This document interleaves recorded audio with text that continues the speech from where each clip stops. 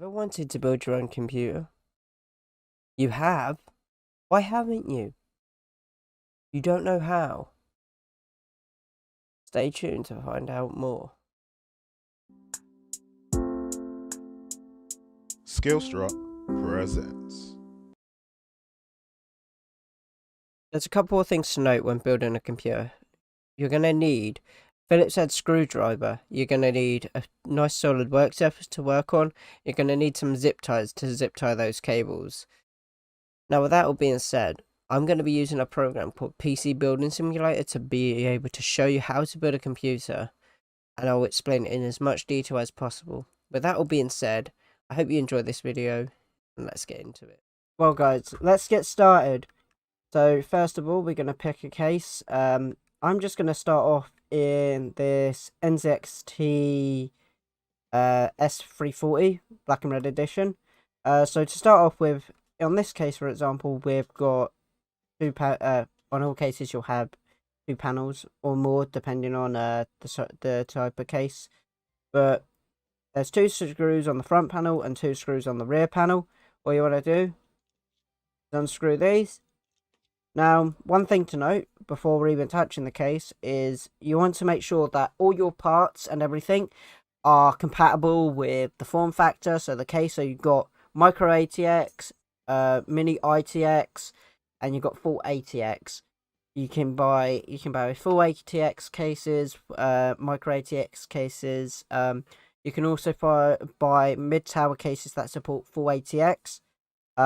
This here is a full ATX that supports all the form factors. It's a full size ATX case. Yeah. So first of all, let's start off with the motherboard. So motherboard, I'm going to go with an ASRock B450 Steel Legend. So we're going AMD for this one. One thing to note before I just install this motherboard, what you would want to do is make sure all your parts are compatible, and if they are, you would open up your motherboard box, take it out of the anti-static bag that it's in, and then remove the anti-static bag and put the motherboard on top of the motherboard box, and then you'd put all your parts like your processor, your memory, and everything else like your storage and stuff. You would attach it all to the motherboard outside the case to make sure all the parts work. So then that way, if something is broken, you can RMA it or get a refund for it or return it, whatever you want to do with it. So then you verified that all the parts are working before you put it into the case. Then you know that there's nothing broken before you put it in. So let's install this motherboard. So there's 9 standoffs. 3 at the bottom, 3 in the middle, and 3 at the top. And we just screw them down like this. One thing to note is that some cases already have these standoffs in place. Others don't. So, but if they don't, then there should be in like one of the hard drive trays, just a little box that has everything in it. So that you can install the standoffs that you need. Or the standoffs, all you do is you line them up with the motherboard that you've got. In this case, it takes all 9. In other cases, it can take more or less depending on the form factor you're going for. Let's go for processor. So this is an AMD motherboard. I can't talk today. This is an AMD motherboard, and so what we're going to do is we're going to just go for a Ryzen 7 2700. So to install an AMD motherboard, well, to install an AMD CPU, you've got this little tab here.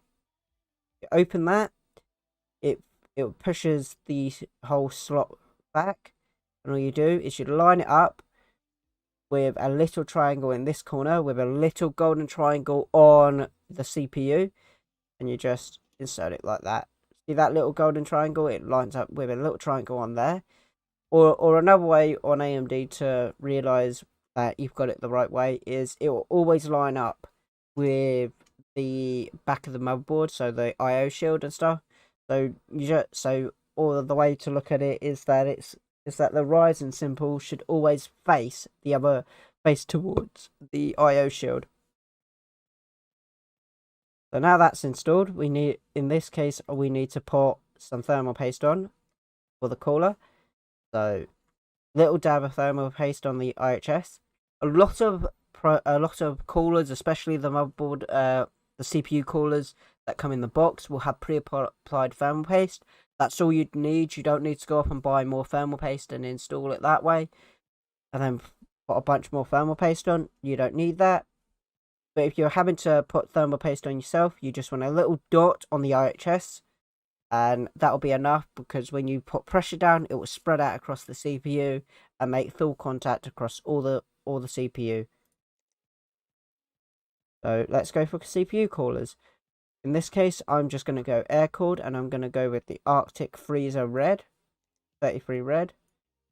Now, one thing to note is, depending on which way you're going about it, you probably want to have air coming in this side and out there. That's now installed. Also, another thing to note is that in this particular case, there would be 2 plastic tabs that would hold would hold a cooler down. You'd have to unscrew those on each side to mount this cooler, but your cooler may vary. Make sure you look at the instruction manual, or better yet, look up a tutorial on how to install your specific cooler. Moving on to memory. Now on this board, I'm going to slowing it in slot 1 and slot 3 for dual channel. Now if you're only running a single stick of memory, then you can put it in slot 1 and it's not going to make a difference. But depending on whether you're running if you're running dual channel, which is 2 memory sticks, you want to look at your motherboard and see which slots support dual channel. So in this case, I'm going to put it in slot 1 and slot 3.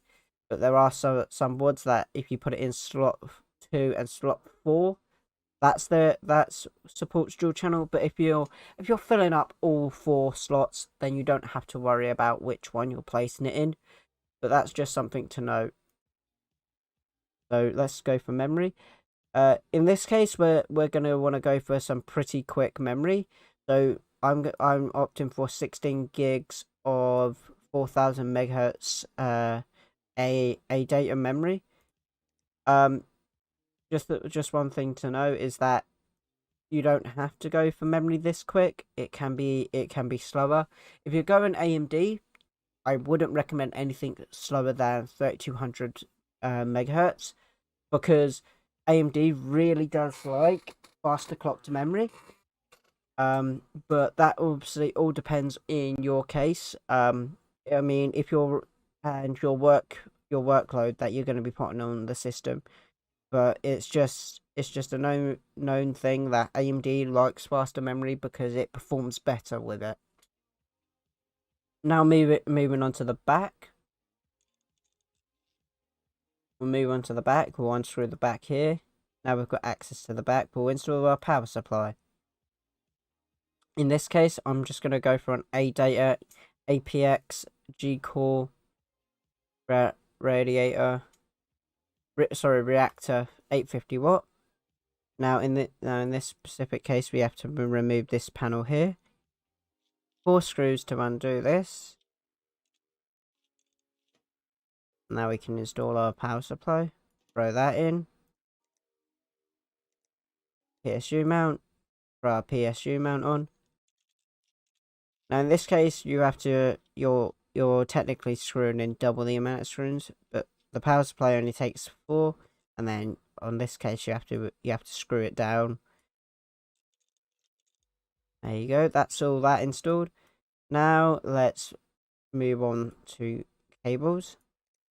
So we'll want to plug in the 24-pin connector, the 8-pin connector, and then the 24-pin, which is right on the side here. Right there is your 24-pin.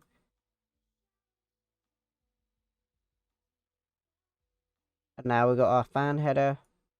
Plug that in there.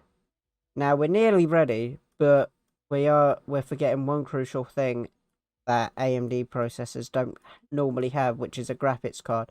So if you're using this for gaming or work editing and stuff like that, then you want to pick a graphics card that is up to the standard of what you put into the system. So in this case, what we're gonna do is we're gonna install an RTX. Sorry, not an RTX, an RT. Yeah, an AMD Radeon RX Vega 64. I can get my words out. And just like that, we've connected both the cables.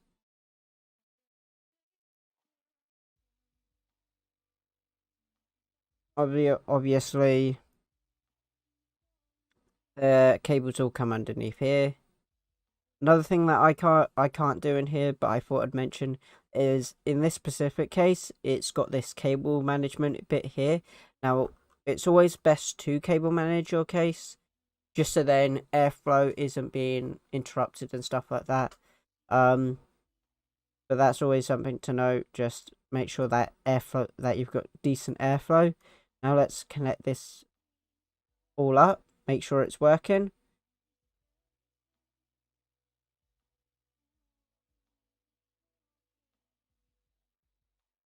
And then power. Right at the bottom here. There we go. We've got our power in, got everything in. Oh, I almost forgot. Good thing that I haven't. But let's install our drive to finish it off. So in this case, we're just going to go for an SSD. In this case, we'll just go for, where is it? We'll just go for an Radiator SSD. So to install this SSD, all you want to do is it will mount right on here like that.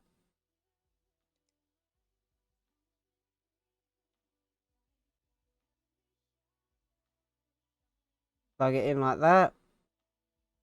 Then that goes into the power down here. And there we go. Still connected. Let's put the side panels back on. And then that should be done. Just the other side panel to put back on. Just also a nice one to know is that you want to. It's always nice to keep the PCIe covers just in case you remove, like, say, your graphics card or something. That way you don't have to worry about it too much, and you don't have to see nice holes in the case. So